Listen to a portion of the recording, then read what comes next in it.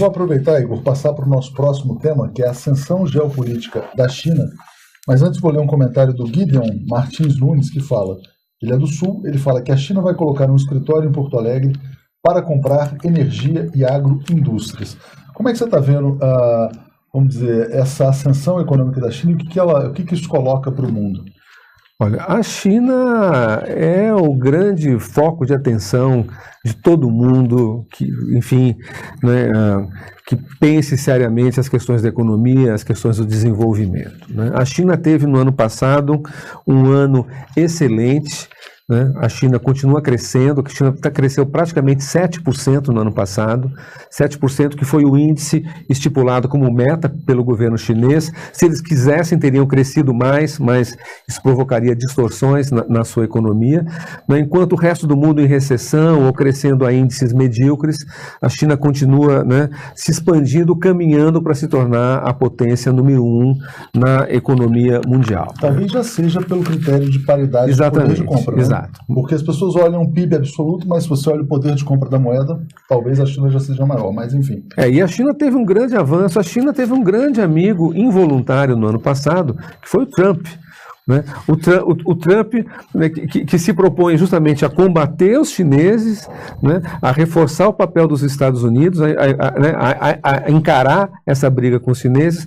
Quando o Trump tira os Estados Unidos da parceria Transpacífico, né, anulando né, esse projeto de integração comercial, ele deixou o campo aberto para a China montar o seu próprio bloco de comércio, né, no Pacífico, né, que é a Associação Econômica Integral Regional, que junta ali uma quantidade grande de países do Sudeste da Ásia e também da Oceania. A própria Austrália, Nova Zelândia, que são países do bloco americano, não resistiram ao poder gravitacional, né, da China, né, que vai nadando de braçada no estabelecimento de acordos, de tratados, de vínculos, de comércio, né, que tem como foco, eles têm um projeto gigantesco que eles se inspiram na Rota da Seda, né, que é o comércio que existia entre a China e a Europa nos tempos medievais, né, e eles estão se propondo então a criar uma gigantesca rede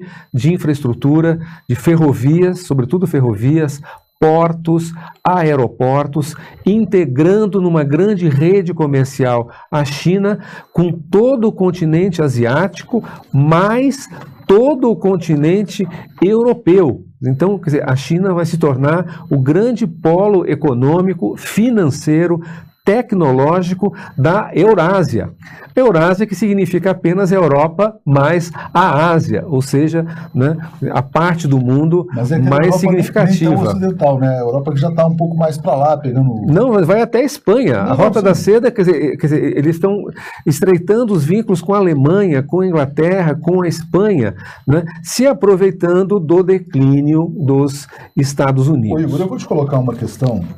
Eu vou ler primeiro um comentário do Mauro José da Silva.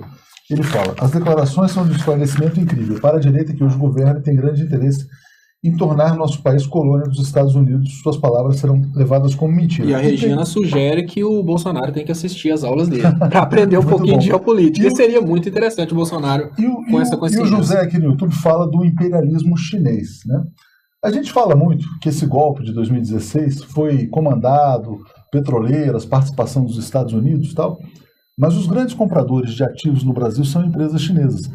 Tem gente até que brinca, veio aqui o presidente do Clube de Engenharia e falou, bom, os Estados Unidos deram um golpe, mas quem está levando é a China. É bom para o Brasil ter tantas empresas vendidas para chineses? Olha, não é bom para o Brasil ter tantas empresas vendidas para quem quer que seja.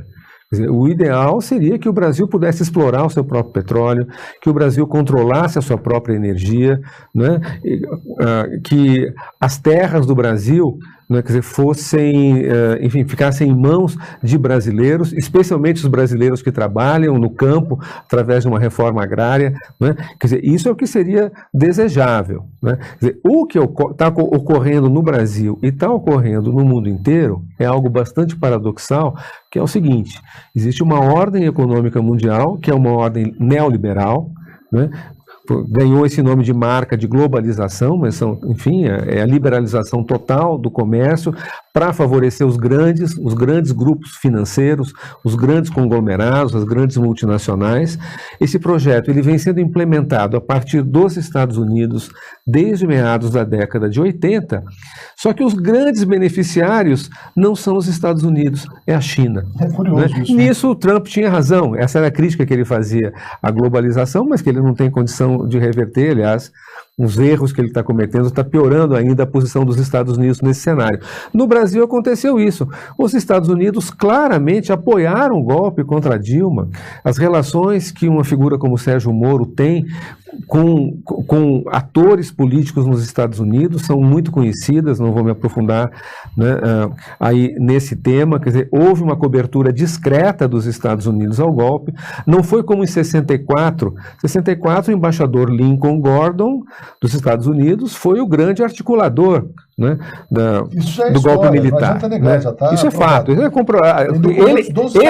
O próprio Lincoln Gordon disse isso não há o que discutir. Né? Dessa vez, os Estados Unidos tiveram uma atuação mais discreta, mais nos bastidores, até porque não precisava. Já tem a Rede Globo, claro, já tem o PSDB, já tem a Fiesp. Entendeu? Então, ali os Estados Unidos deram apenas a cobertura. Né?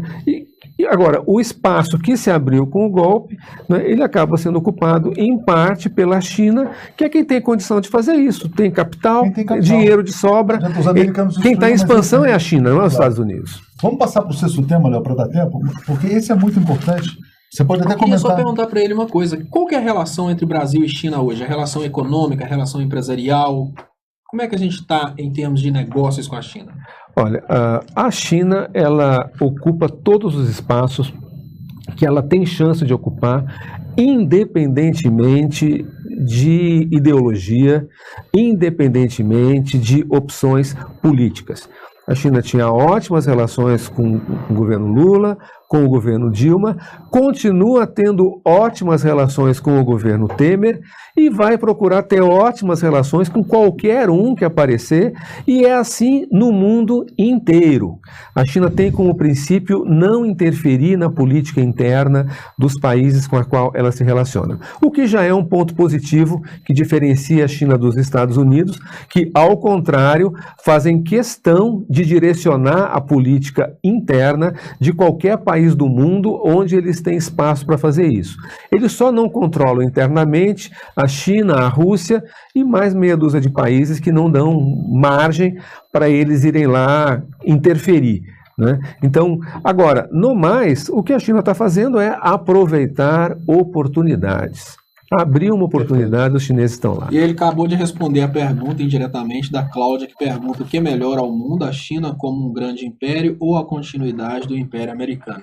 Como a China não interfere... A China tem interesse nacional, mas não é intervencionista.